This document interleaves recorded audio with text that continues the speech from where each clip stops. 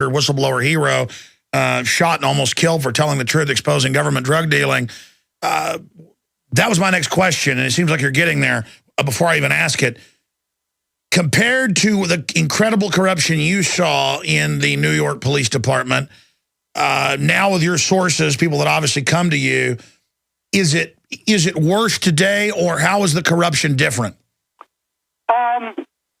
Well, this is what I'm told by men in the street. The corruption is different, is that cops don't want to be cops and bosses don't want to be bosses. Nobody wants to take any chances. Nobody wants to stick their neck out. They just want to collect their paycheck and go home. True, in my day, they had what they called a pad.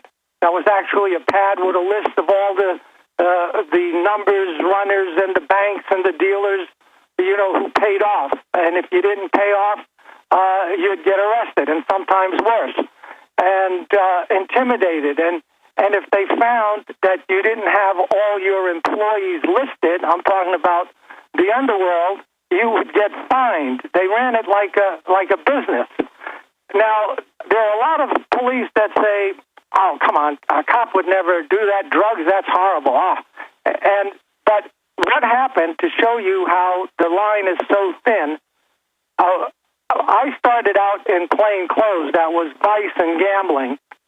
And you would get an envelope every month without doing anything. In fact, for doing nothing, and for not arresting the people that were violating the law. So the rule in the police department at the time was you had to serve 4 years in plain clothes, and then they said, if you keep your nose clean, you will be automatically made a detective. So here's what happens. And they had this expression, the grass eaters and the meat eaters. And the grass eaters were the ones that just grazed. They might take traffic money or gambling money or prostitution money, and they'd say, well, that's just vices that people want anyway, but never touch that dirty drug money. So here's what happened. After 4 years of grazing on a salary that a police officer isn't accustomed to, and these guys would hire yachts on the weekend. They would come to work, as in the case of a Dowd and the Dirty 30. They would sell guns, shields, narcotics. One guy sniffed cocaine off his cruiser, off his police car, and he would never have been caught if it wasn't for a sting operation by another agency in another county where he left the city limits to go and squeeze some more drug dealers. So this isn't something that was caught by the NYPD themselves. And what I'm saying is, after you get used to that lifestyle, for 4 years, all of a sudden, you're in narcotics. Now you think all of a sudden you're going to change your lifestyle? So now you become the meat eater, and the meat eaters are bloodthirsty, carnivorous, and they'll do anything for a buck. And now our government is converting from being good old boy boss hog, or what I would term a boss hog is what you call a grass eater, to now just savage, out of control, eyes bugging out. Listen, I've been to New York quite a few times, and I've seen people ask for directions who aren't from New York and be screamed at. And just the example of, a corruption accelerating. And I've seen videos of our reporters. In one case, Luke Radowski was protesting out front Building 7, talking about Larry Silverstein's involvement in 9/11. And the security guards come out looking like guys out of Goodfellas, smoking pipes.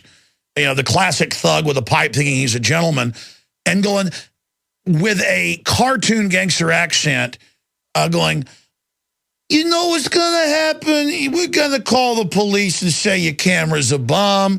You're going to get charged with terrorism. And I know you're not a terrorist, but you're going to get 30 days in the hole. The cops show up, the gangsters, literally out of central casting. If I was a Hollywood director, I would hire them for Sopranos. Then commands 20 police or so who grab him and take his camera and say it's a gun and a bomb. Yeah. I mean, listen, I have this on tape. They didn't even bother to erase the tape.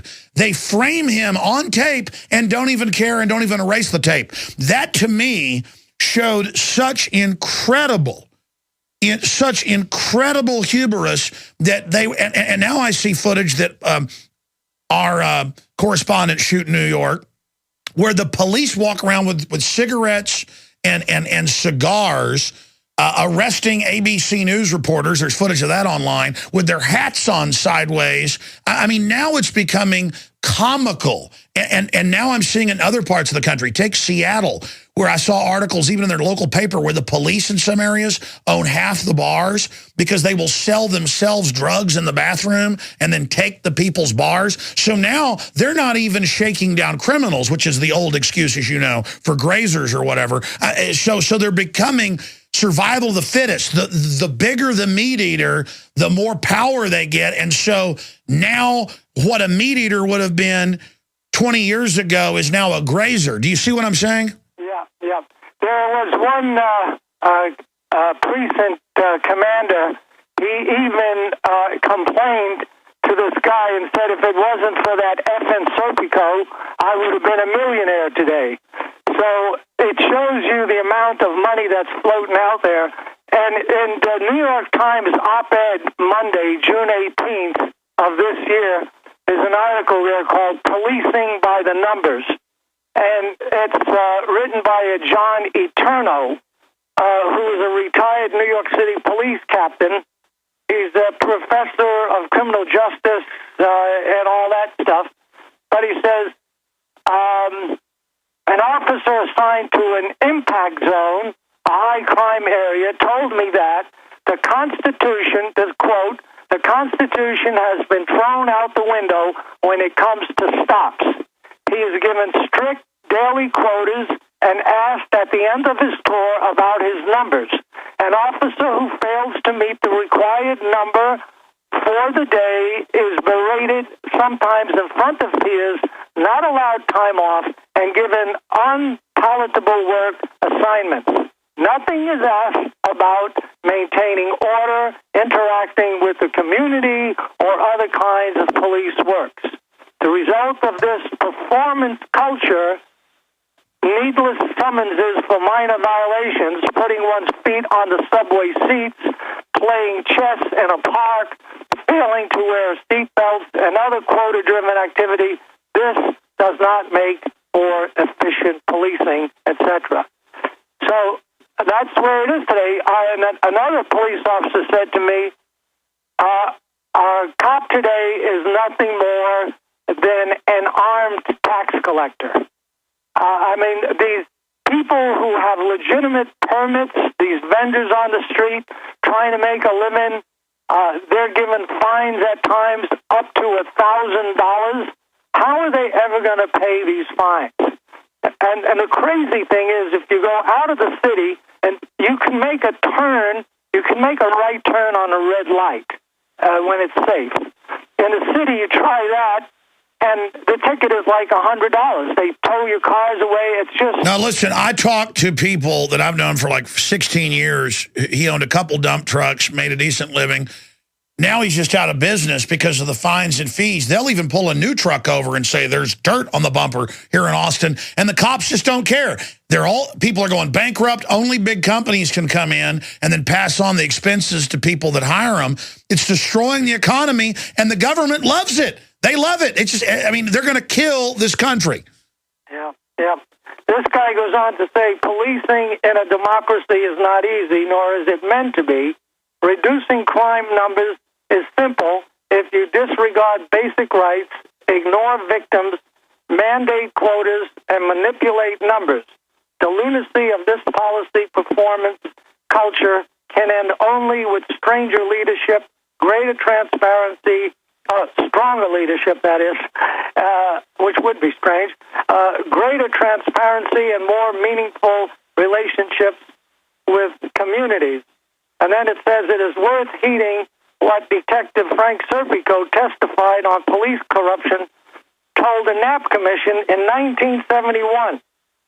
Quote, the department must realize that an effective continuing relationship between the police and the public is more important than an impressive arrest record.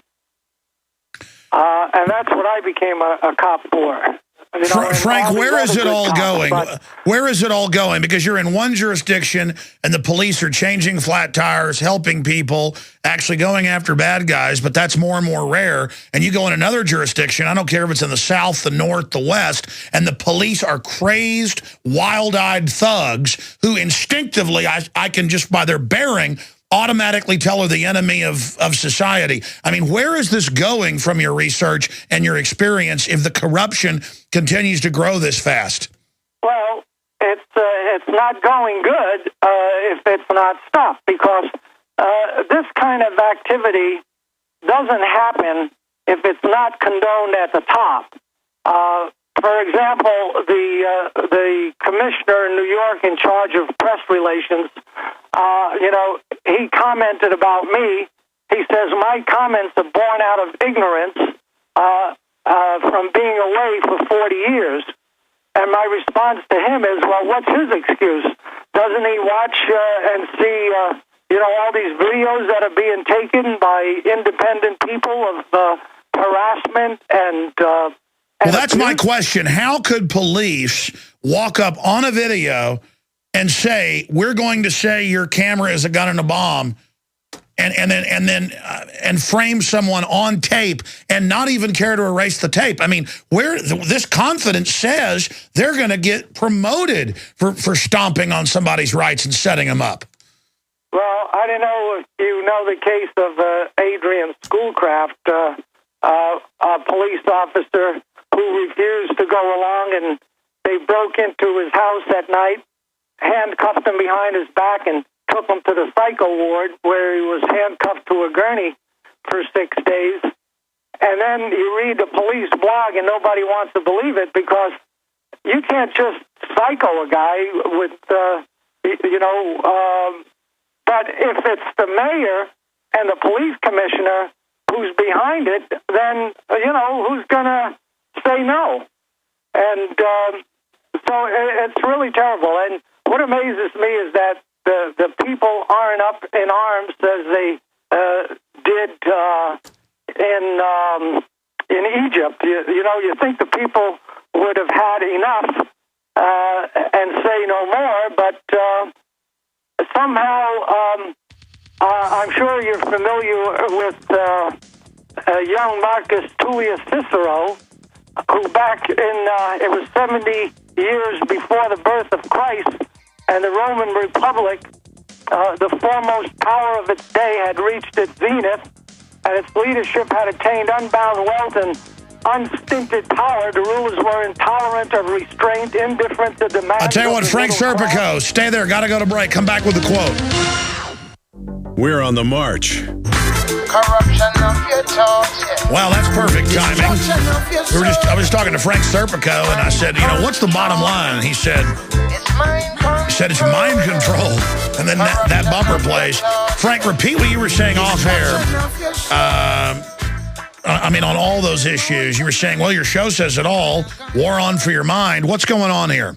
Well, the human race has been torn to the highest bidder. It amazes me that these young kids kowtow, to all these, the Pope, the Queen, the media, the government.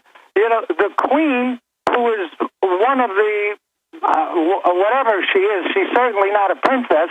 The queen bee with the bees works more than the rest of the workers. These people who have exploited the world and races, that people